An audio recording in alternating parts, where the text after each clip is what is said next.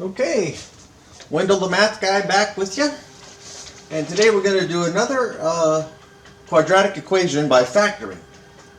Now, let's say your teacher gives you a problem in that form there. The first thing you want to do, always, you want to get everything back into this form here. So you want to bring everything over to the left-hand side. So that gives you 6x squared minus 2x minus 28 equals to 0. You always want to get it back in that form. Then your next step would be to factor anything out that can be factored. And you can see everything's divisible by 2. So you divide everything by 2. That would be 3. That would be 1. That'll be 14. And you're left with 3x squared minus x minus 14 equals to 0. Okay.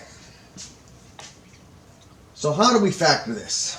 Again, if you followed me in my other videos, we're looking for in this form here, we're going to have a1x plus b times a2x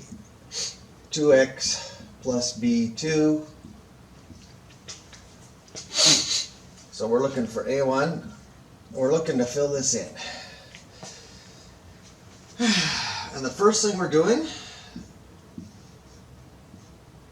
a1 times a2 is equal to 3. This is a1, a2, and this is b1, b2. b1, b2 is equal to negative 14. Okay, so two factors that multiply to 3, that's easy. It can either be 1 and 3, or 3 times 1. A negative 14, that means you have a negative and a positive factor. So it can be 1, 2, 7, 14. This would be negative 14, negative 7, negative 2, negative 1. Next, you're looking for a1 b2 plus a2 b1 equaling to negative 1.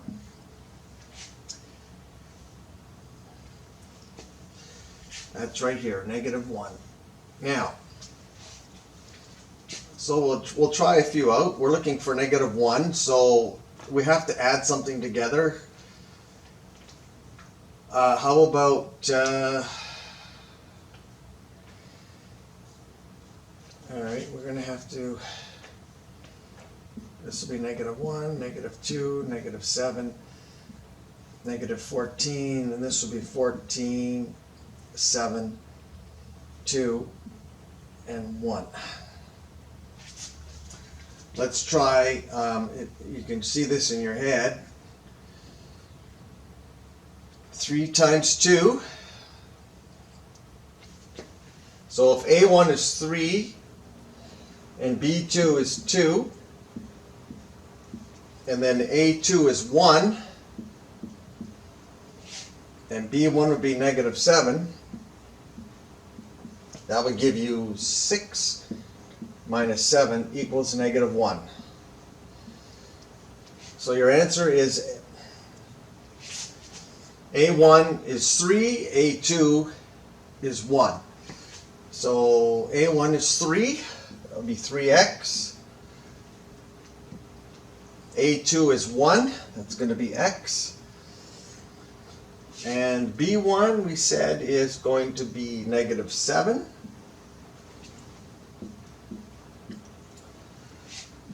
B2 is 2.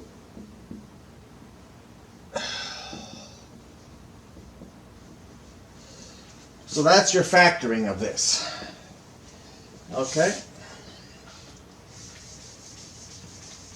And now we go ahead and solve for x.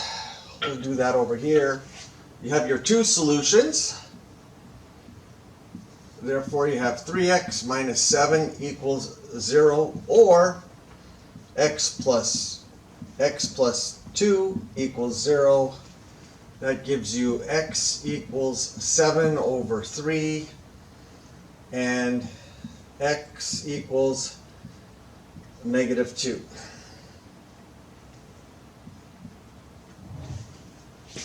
And we can check this. We put x equals 7 over 3 into equation 1. That's up there. So we got 6 times 7 over 3 squared. Or actually, no, I made a mistake. Sorry. We'll want to put it into this equation here. 2. I mean, you could put it into that equation, but we want to put it into the one where we've got this form. So let's put it into equation 2. So we have 3 times 7 over 3 squared minus 7 over 3 minus 14. And that'll give us 3 times 49 over 9 minus 7 over 3 minus 14. That'll be 3 and 1. So we have